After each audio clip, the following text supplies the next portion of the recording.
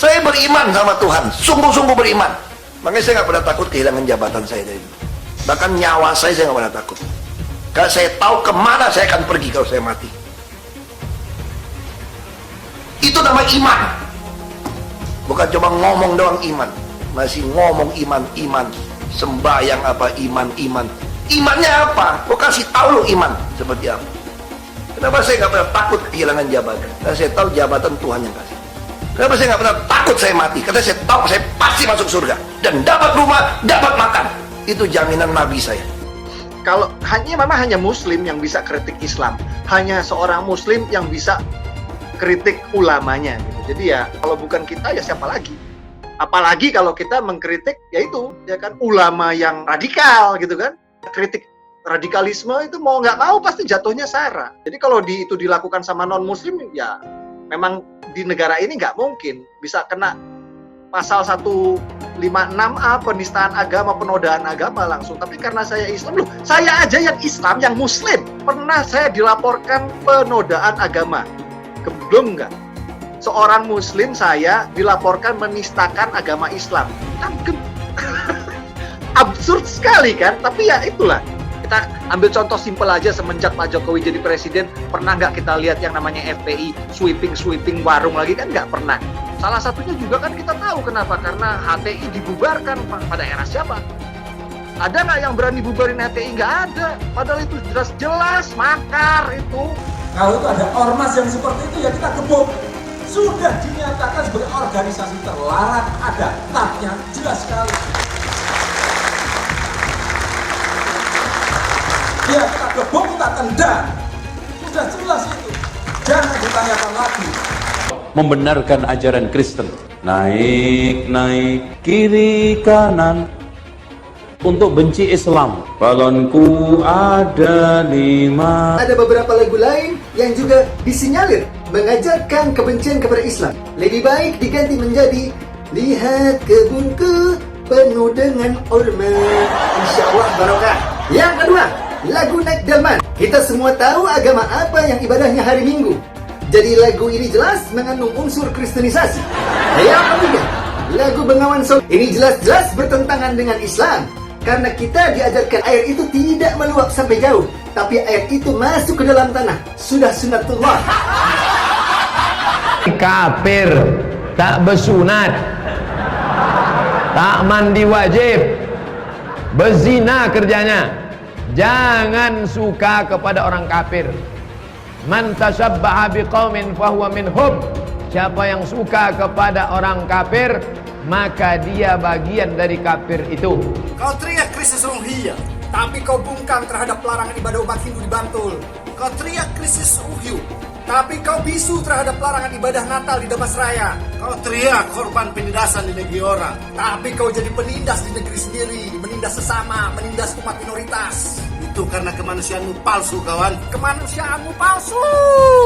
Rasul Shallallahu Alaihi Wasallam tadi memberikan nasihat. Kalau kita punya kenalan non Muslim, ya karena dia satu kampus, teman kita, nggak masalah, tapi jangan dekat. Yang awalnya kita benci, kita malah bisa jadi cinta sama dia. Itu yang ditakutkan.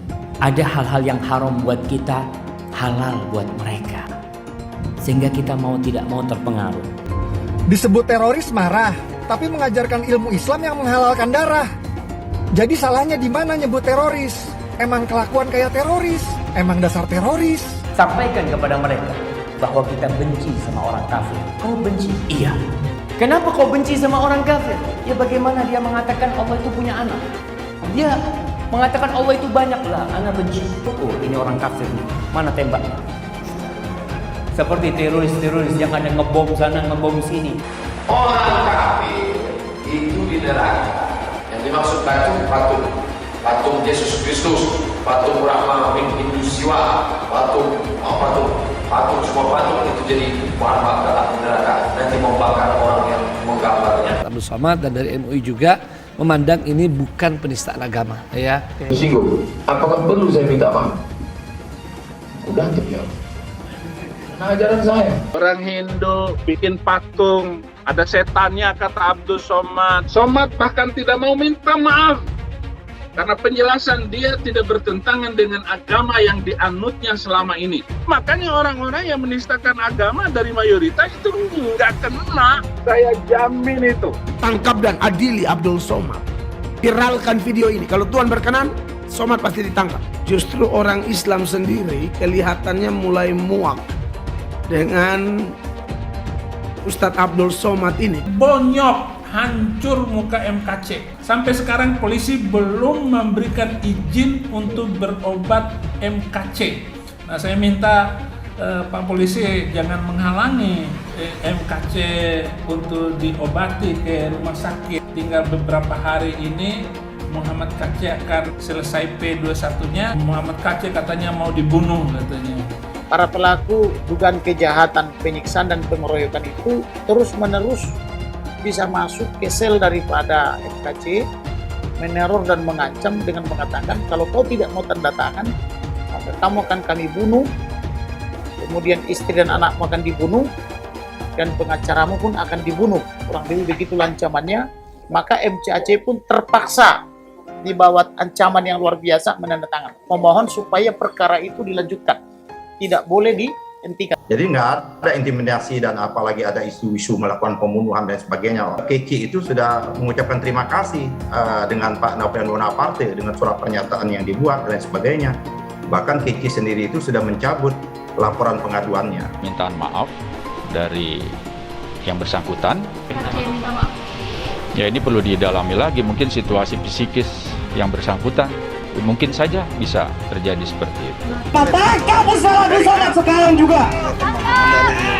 Bagaimana provokasi yang dilancarkan oleh Ustadz Abdul Somad amat sangat keterlaluan memecah belah bangsa ini. Saya juga memohon pada bapak-bapak polisi untuk tidak takut kepada tekanan dari manapun.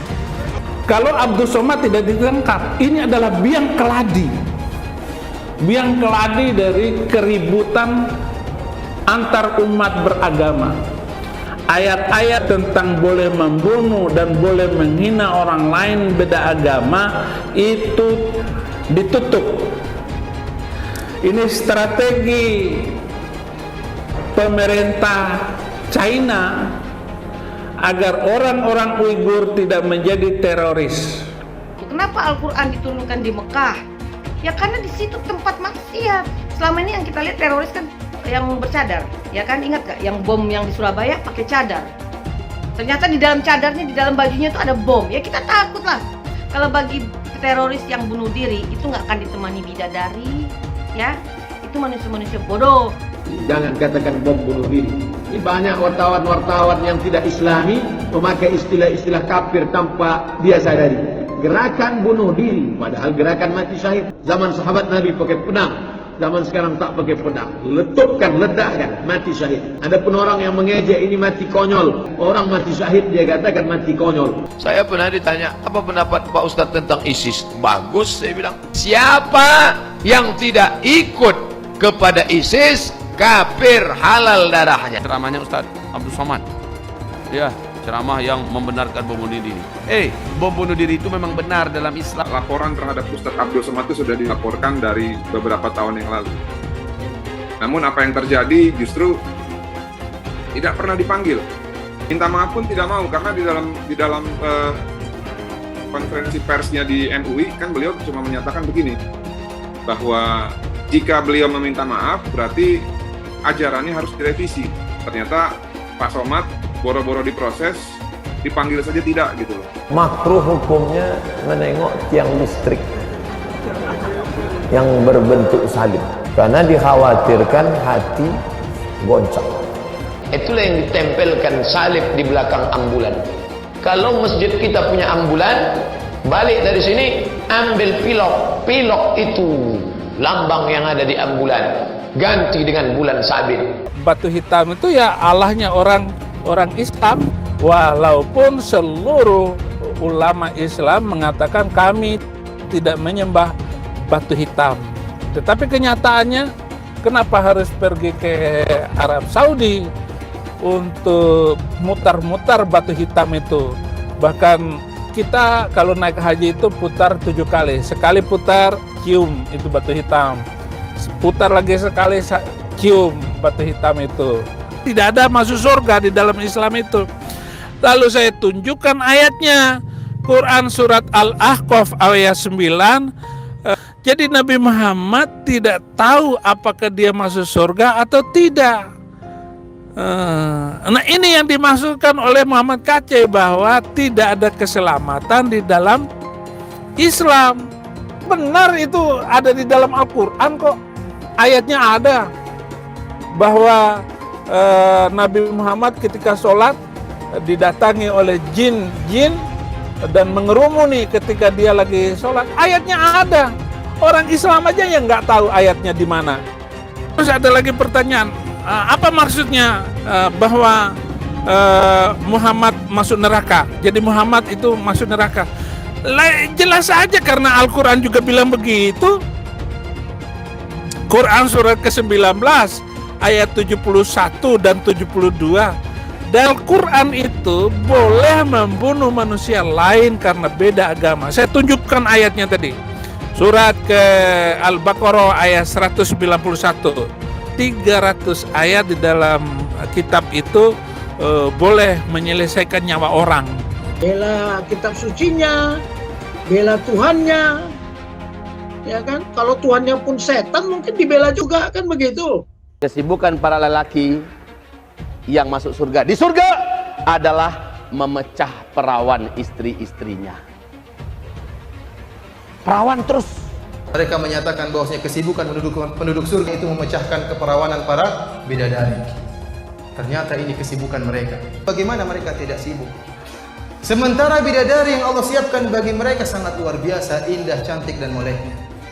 Salah satu nikmat yang ada dalam surga adalah pesta seks. Minta maaf, karena inilah yang kita tahan-tahan di dunia. Menyemburkan ujaran kebencian, menebarkan berita bohong, itu berlangsung berulang-ulang dan bertahun-tahun. Saya harus melakukan penegakan hukum yang tegas terhadap model seperti ini.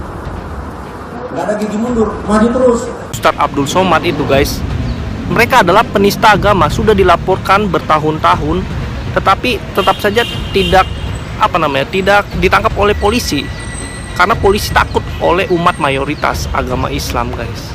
Penistaan salib Ustadz Abdul Somad guys, dan sampai sekarang si UAS ini tidak ditangkap juga oleh polisi. Ya polisi tahulah sendiri, polisi mah aduh takutan kalau polisi Indonesia mah. Ustadz Abdul Somad, kalau mau diperkarain, perkarain. Kalau mau dilaporin, laporin. Kita ngomong begitu sah-sah saja, nggak ada salahnya. Allah yang bilang kok. Jadi apabila Abdul Somad yang menghina salibnya orang Kristen tidak mau meminta maaf, karena dari isi ceramah kau itu menimbulkan keributan antar umat beragama. Mungkin aja Somad ya, apabila ada orang non muslim mengatakan di tasbih itu ada tuyul, kuntilanak atau genderuwo, marah nggak kau? Ingat loh, nanti di neraka itu justru banyak yang muslim yang masuk neraka. Agama musuh besar Pancasila. Indonesia itu harus memisahkan antara agama dan negara. Agama dan negara kalau dicampur aduk, maka dua-duanya akan mundur. Kalau negara ingin maju harus dipisahkan dari agama. Mana lebih bagus Pancasila sama Al-Quran? Gitu kan? Sekarang saya mau tanya nih semua. Yang berjuang di abad 20 itu Nabi yang mulia Muhammad apa Insinyur Soekarno untuk kemerdekaan? Saya mau minta jawaban.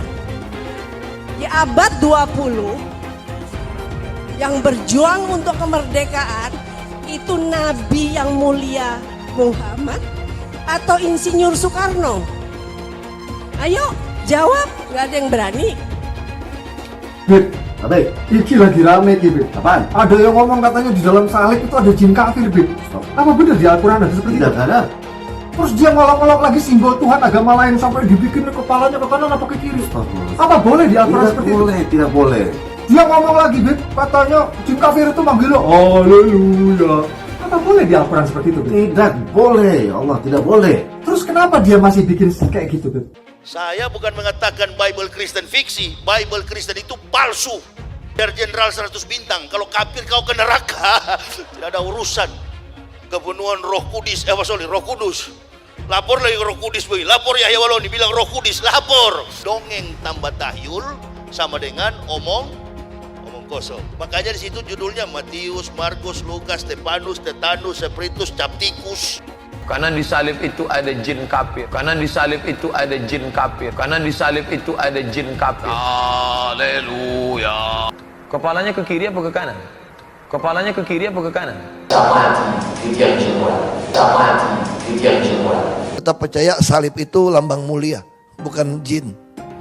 Kok ketawa? Aku nggak nyindir siapa-siapa loh. Tidak benar. Saya ulangi, tidak benar bahwa Nabi Muhammad sudah dapat jaminan surga. Tidak ada ayat Quran yang menerangkan Allah itu ada. Sekarang saya tanya, Allah ada nggak? Mana dalilnya? Quran nggak ada itu. Coba kita baru tahu kan, baru dengar kan? Tidak ada ayatnya Muhammad masuk surga. Muhammad sendiri dikerumuni jin. Ada ayatnya Muhammad dikerumuni jin. Muhammad itu dekat dengan jin. Pokoknya saya bongkar budal badil. Kitab karangan manusia, kitab dongeng Arab kita bongkar. Ayo nyadar bangsa Indonesia. Nyadar ya, tidak ada apa-apanya Muhammad bin Abdullah itu. Katanya Muhammad itu utusan Allah. Tapi kenapa tidak satupun wahyu yang turun kepada Muhammad? Jelas ya ayatnya. Muhammad ini dekat dengan jin. Pancasila Soekarno, ketuhanan ada di pantat. Anak Tuhan dari mana? Kalau Yesus anak Tuhan, bidangnya siapa? Takbir besok di seluruh wilayah Indonesia kami katakan dan Lancarkan Jokodok. Takbir. Siap serbu istana. Siap serbu istana. Siap ambil alih kekuasaan. Takbir. Bunuh semua pendeta yang terlibat. Takbir. Berani bunuh pendeta-pendeta radikal. Berani habisi Kristen radikal. Takbir. Saya nggak pernah mundur untuk kebenaran, keadilan, kejujuran, dan peri kemanusiaan. Gue nggak pernah mundur. Dan gue nggak pernah takut juga sama lu. Siapapun yang rasis, gue akan hadapin. Karena rasis itu tidak berperi kemanusiaan. Sama saya ditanya dulu kan, kamu nyesel nggak statement kamu di Pulau Seribu sehingga masih masuk penjara? Tidak pernah nyesel. Karena saya mengatakan kebenaran. Hai teman-teman, saya mau memperlihatkan transaksi saya hari ini lakukan trading. Ini bukti transaksi saya untung $4.500 US, itu sekitar 68 juta rupiah. Kalau saya bisa, kalian juga bisa guys. Oke, itu yang mau saya tunjukkan. Like video ini sekarang juga dan gunakan link di kolom deskripsi. Maka kalian berhak dapat bonus kalian. Promo ini ada masa waktunya, jadi jangan ketinggalan. Bukan cuma itu saja, transaksi tidak dikenakan fee, baik itu investasi saham, trading forex, komoditas, bitcoin, dan lainnya. Kalian bisa melakukan transaksi berapa kali pun atau unlimited trading. Dan tidak ada fee sama sekali. Jika transaksi di tempat lain sudah berapa fee-nya. Setelah menonton video ini, ayo mendaftar sekuritas hari ini, gratis dan tidak ada minimal deposit. Pastikan kalian menggunakan link di kolom deskripsi untuk mendapatkan welcome bonus. Bukan cuma itu, kalian akan dapat kelas trading online gratis senilai 3 juta rupiah atau $200 jika kalian deposit di bulan ini. Selamat menonton guys, enjoy! Hai semua, dengan saya Jonas Leong. Terima kasih banyak buat kalian, penonton setia yang selalu menonton di channel ini. Saya secara personal sangat menghargai waktu kalian. Dan saya sudah menganggap kalian sebagai family karena kalian selalu support di channel ini. Bagi kalian yang selalu menuliskan opini kalian di kolom komen, saya baca komen kalian satu persatu. Saya baca komen kalian untuk mengetahui opini kalian, tanggapan kalian, dan masukan kalian sangat berguna untuk video selanjutnya. Terima kasih banyak buat kalian yang selalu menekan tombol like di awal video. Video seperti ini membutuhkan waktu dan juga research. Dan ini semua gratis untuk kalian. Jadi pastikan kalian menekan tombol like-nya supaya saya mengetahui kalian menyukai konten yang saya bagikan. Saya beriman sama Tuhan, sungguh-sungguh beriman. Makanya saya nggak pernah takut kehilangan jabatan saya dari dulu. Bahkan nyawa saya nggak pernah takut. Karena saya tahu kemana saya akan pergi kalau saya mati. Itu nama iman. Bukan cuma ngomong doang iman. Masih ngomong iman. Sembahyang apa iman. Imannya apa? Gue kasih tahu lo iman seperti apa. Kenapa saya nggak pernah takut kehilangan jabatan? Karena saya tahu jabatan Tuhan yang kasih. Kenapa saya nggak pernah takut saya mati? Karena saya tahu saya pasti masuk surga. Dan dapat rumah, dapat makan. Itu jaminan Nabi saya. Saya pengikut Nabi Isa. Jelas janjinya. Pasti masuk surga, pasti dapat rumah, pasti makan.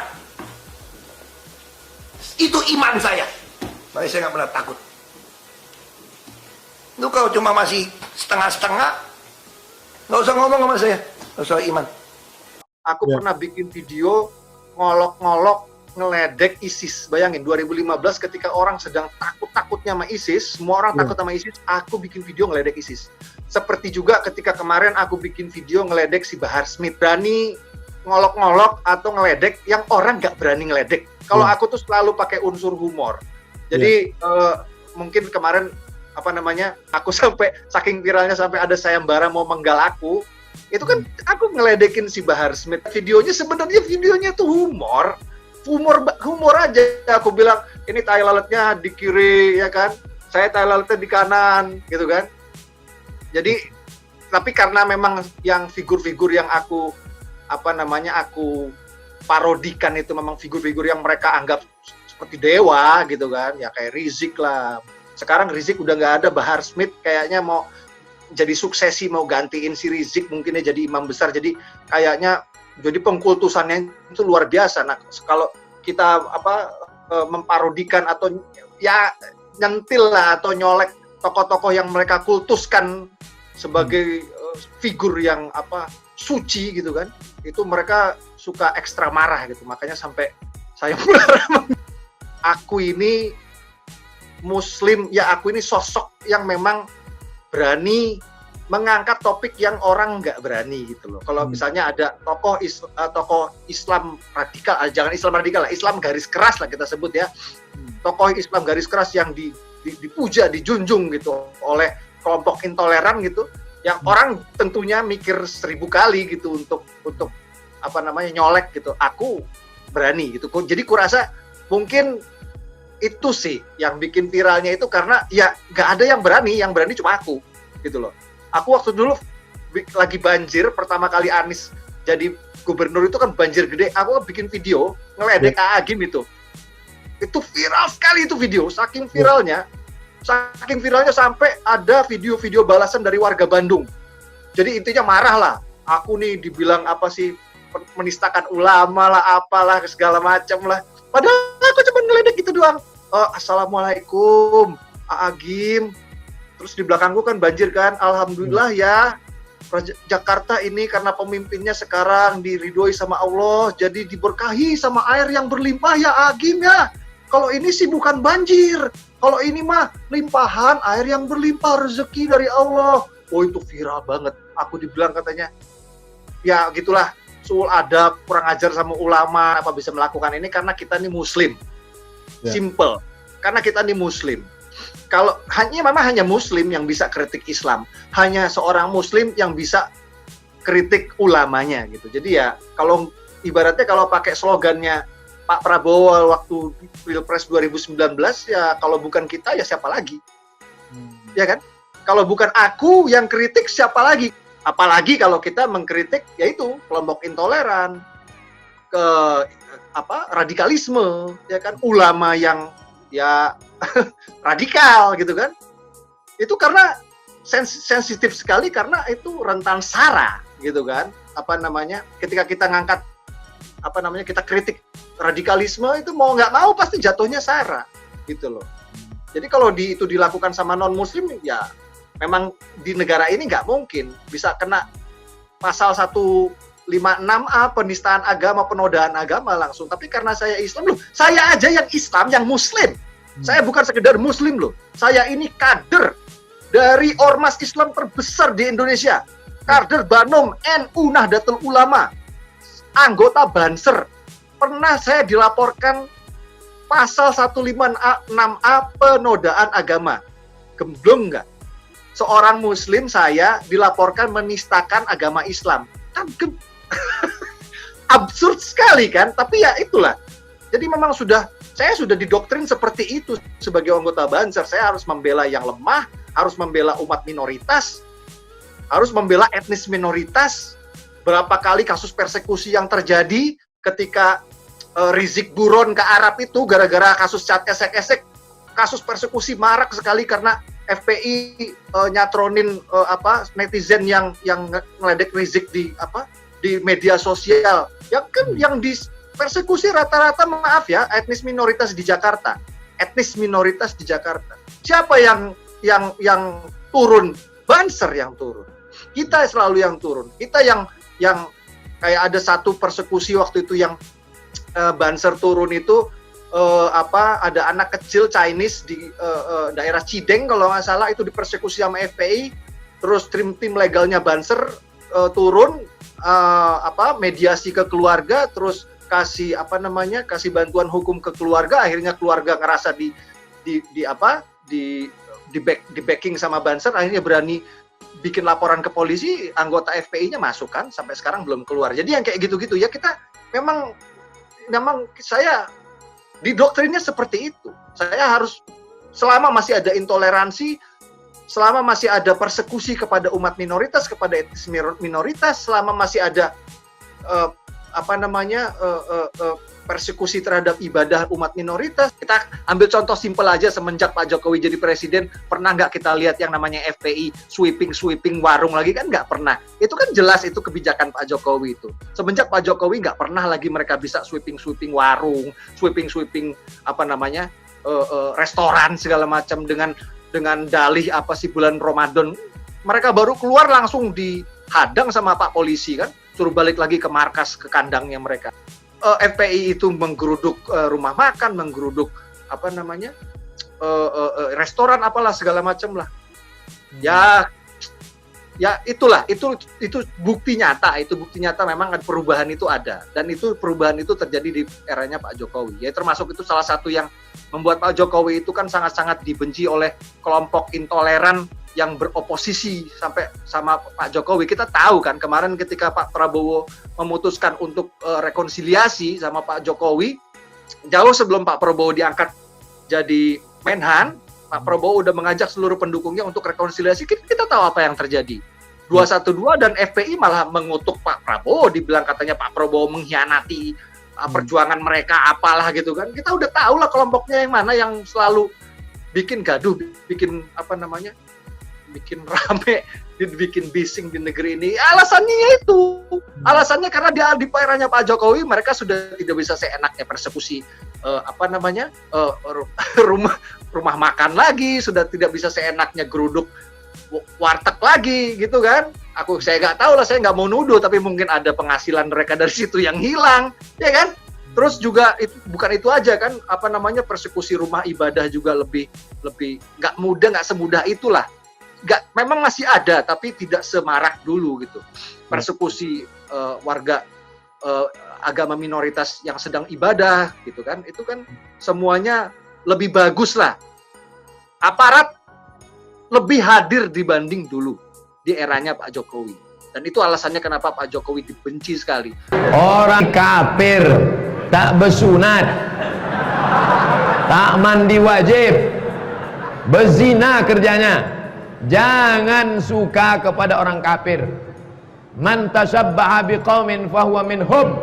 Siapa yang suka kepada orang kafir, maka dia bagian dari kafir itu. Condong hatinya kepada orang kafir, rusak. Nanti pas mau sakaratul maut, datang dia ramai-ramai. Apa yang selalu kita tengok, apa yang selalu kita dengar, itulah yang akan datang waktu kita sakaratul maut nanti. Pas kita sedang datang artis-artis Korea, Sanjay Dutt, Amitabh Bachchan, datang semua. Datang orang membisikkan ke telinga sebelah kanan, La ilaha illallah. Datang dari Kalau tidak percaya, buatlah. Sebelum menikah, istri saya baik betul dengan ibu saya. Setelah menikah, istri saya selalu bermuka masam. Jadi bagaimana cara mendamaikannya Pak Ustaz? Ya kamu udah dapatnya. Dia dulu kan pakai muka baik, belum dapatnya anak ibu tuh. Baik-baik ibu, kata dia. Udah dapatnya anak ibu tuh dadah, kata dia.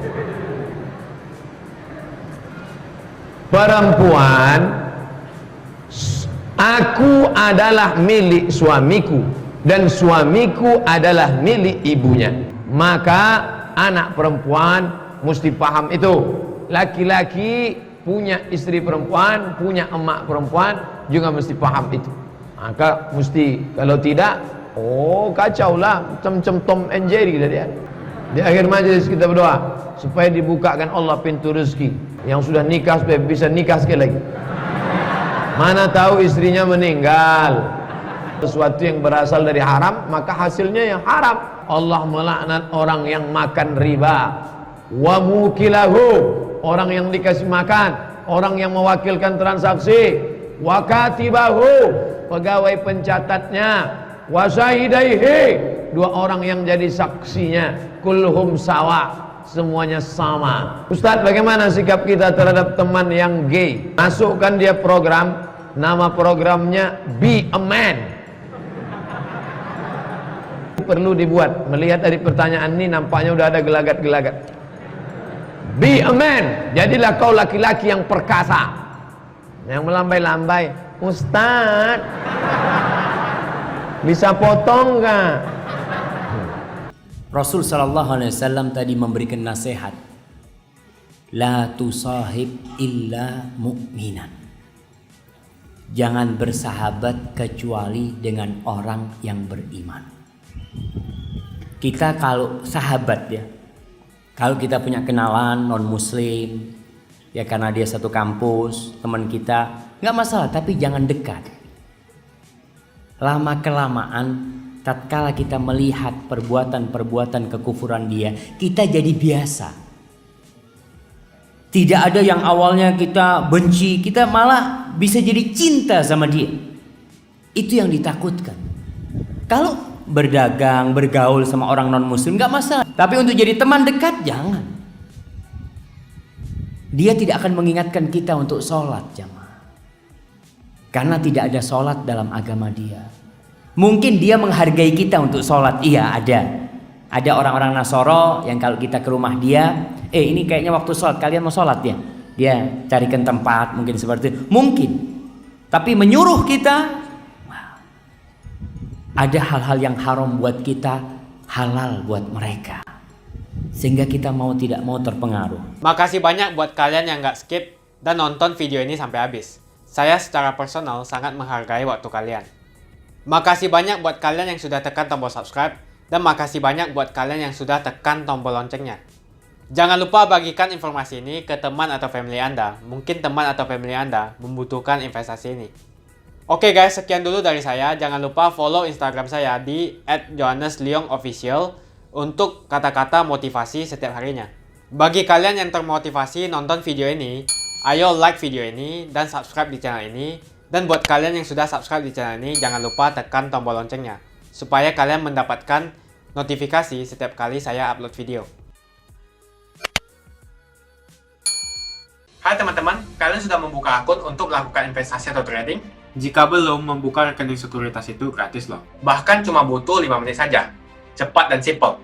Dan semua bisa dilakukan secara online. Sampai saat ini ketika kita mau melakukan investasi saham atau trading forex, kita masih menggunakan cara yang kuno. Seperti kita menelpon banker atau broker yang melakukan atau mengeksekusi transaksi kita. Tapi apakah kalian tahu, untuk membeli saham atau forex, kita cuma login, lalu memilih apa yang kita mau, lalu masukin angka berapa banyak yang ingin kita beli, lalu tinggal klik. Sesimpel itu. Sampai saat ini kita bingung mau investasi saham luar negeri, trading forex, komoditas, dan cryptocurrency di mana tempatnya. Kita bisa lakukan semua trading di sini, karena sekuritas ini merupakan one-stop shopping. Sampai saat ini kita membayar fee di setiap transaksi kepada banker atau broker. Setiap kita melakukan transaksi jual beli, biasanya kita dipotong fee oleh platform kita. Kalau dalam 1 bulan kalian melakukan transaksi 1 kali, mungkin tidak terasa. Coba kalian melakukan trading sebanyak 100 kali. Sudah berapa fee-nya? Misalnya kalian membeli saham Google dengan fee per transaksi $10. Jika kalian membeli saham Google 10 kali, maka fee transaksi sudah $100. Belum lagi kita akan dikenakan fee ketika kita menjual saham itu. Itulah sebabnya kenapa saya memilih sekuritas ini, karena tidak ada fee sama sekali. Saya ulangi, tidak ada fee sama sekali ketika kalian melakukan transaksi. Dan yang kedua, kalian bisa melakukan unlimited trading atau trading sebanyak apapun. Ya, kalian bisa melakukan trading 10 kali, 100 kali, 1000 kali dalam sehari. tanpa dikenakan fee. Jadi berapa banyak uang yang kita hemat dari fee saja, menarik bukan? Jadi apa yang kalian tunggu, mendingan kalian cobain sendiri aja deh. Tutorial bisa kalian cek di kolom deskripsi. Bukan cuma itu, kalian akan dapatkan kelas trading gratis yang nilainya 3 juta rupiah jika kalian deposit di bulan ini.